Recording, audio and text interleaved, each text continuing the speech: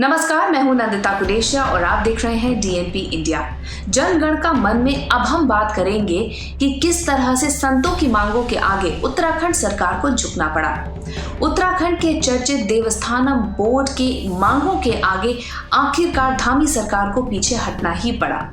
विधानसभा चुनावों में संभावित नुकसान की आशंका थी। ऊपर से कांग्रेस ने भी ये घोषणा कर दी थी कि अगर वो सत्ता में आई तो इस बोर्ड को भंग कर देगी। ऐसी स्थिति में मुख्यमंत्री पुष्कर सिंह धामी को देवस्थानम चार धाम यात्रा प्रबंधन बोर्ड को भंग करने का ऐलान करना पड़ा। 2 साल पहले त्रिवेंद्र सिंह सरकार के वक्त चारधाम देवस्थानम प्रबंधन बोर्ड अस्तित्व में आया था। हालांकि तीर्थ पुरोहितों और अधिकारियों का विरोध था और साथ ही कांग्रेस और आम आदमी पार्टी द्वारा इस बोर्ड को लेकर मुद्दा बनाए जाने को लेकर सरकार बहुत ज्यादा दबाव में थी।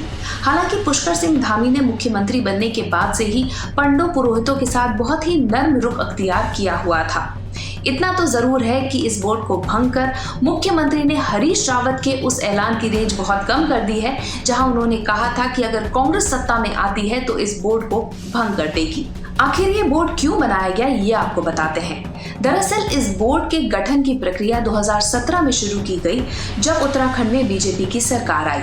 मुख्यमंत्री बने त्रिवेंद्र सिंह रावत ने चारों धाम के साथ ही 51 मंदिरों के बेहतर प्रबंधन के लिए एक बोर्ड के गठन करने का फैसला किया। इसे नाम दिया गया देवस्थानम बोर्ड। 2019 में बोर्ड के गठन को मंजूरी मिल गई। इसके बाद विधानसभा में बिल पास होने के बाद 15 जनवरी 2020 को चारधाम देवस्थानम बोर्ड बना। मंदिर के पुरोहित इस बोर्ड का लगातार विरोध कर रहे थे। वो इसलिए क्योंकि अब तक ये पंडित पुरोहित ही मंदिर का सारा प्रबंधन संभालते थे। दान से लेकर दक्षिणा तक, जो कुछ भी चढ़ावा तक भी जो मंदिर में आता था वो सब पुरोहितों के पास जाता था। लेकिन अब ये बोर्ड के पास जाने लगा। इस बोर्ड के बनने के साथ ही राज्य सरकार ने चार धाम के साथ साथ 51 और मंदिरों का प्रबंधन अपने हाथ में ले लिया। उत्तराखंड में बढ़ रही यात्रियों की संख्या और इसे एक बेहतर पर्यटन और तीर्थटन स्थल के तौर पे विकसित और मजबूत करने की दृष्टि से ही त्रिवेंद्र सिंह सरकार ने यहाँ पर चार धाम यात्रा और बचे हुए 51 मंदिरों को भी अपने नियंत्रण में लेने का फैसला किया। सरकार का मानना था कि सरकारी नियंत्रण में मंदिरों की देखरेख और यात्रा का प्रबंधन बोर्ड एक बेहतर तरीके से कर सकेगा। लेकिन इस बोर्ड को लेकर पहले से ही काफी विवाद हो रहा था। गलती ये रही कि त्रिवेंद्र सिंह सरकार ने लोगों से बातचीत करने के बजाय वो इस बात पे अड़ी रही कि जल्दी से ये बोर्ड लागू हो जाए। इसके बाद तीरथ सिंह रावत मुख्यमंत्री बने। वो चाहते थे कि बोर्ड को भंग कर दिया जाए, लेकिन उन्हें बीच में ही हटना पड़ा। इसके बाद त्रिवेंद्र सिंह रावत ने मुख्यमंत्री बनते ही पूर्व सांसद मनोहर कांत ध्यानी की अध्यक्षता में एक कमेटी का गठन किया। इस कमेटी ने अभी 4 दिन पहले ही 89 पेजेस की एक रिपोर्ट मुख्यमंत्री को सौंपी। ठीक उसी दिन मंत्रिमंडल की एक उप समिति का भी गठन किया गया। इस उप समिति ने भी बोर्ड को भंग करने की ही सिफारिश की।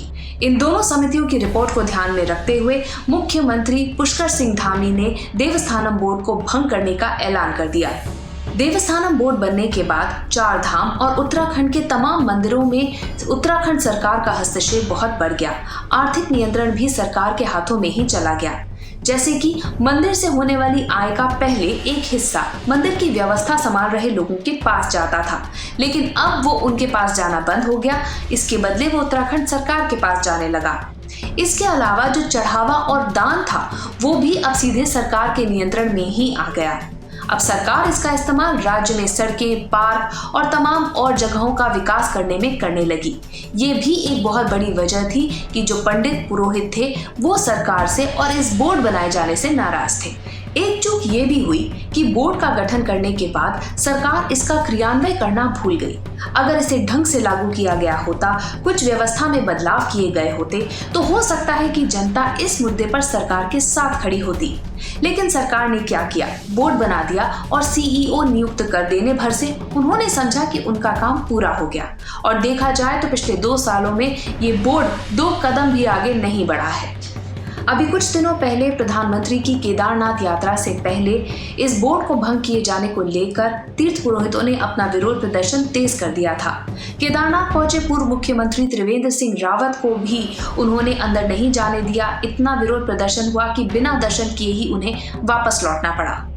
मोदी के केदारनाथ पहुंचने पर तीर्थ पुरोहितों के एक मंत्रिमंडल ने प्रधानमंत्री से मुलाकात की और उन्हें एक ज्ञापन भी सौंपा था। ज्ञापन में अधिनियम और बोर्ड को वापस लेने की मांग की गई थी। हाल ही में जिस तरह से साधु संतों का गुस्सा सामने आया है, इससे सरकार की चिंता थोड़ी बढ़ गई थी और उत्तराखंड में इसकी वजह से सियासी समीकरण भी बिगड़ते नजर आ रहे थे। फिलहाल इस बोर्ड को भंग कर सरकार ने साधु संतों को खुश करने का दांव तो जरूर चला है, लेकिन इसका कितना फायदा अगले साल विधानसभा चुनाव में बीजेपी को होगा, ये देखना अहम है। हमारी इस रिपोर्ट के बारे में आपकी क्या राय है, कमेंट सेक्शन में जरूर लिखिएगा।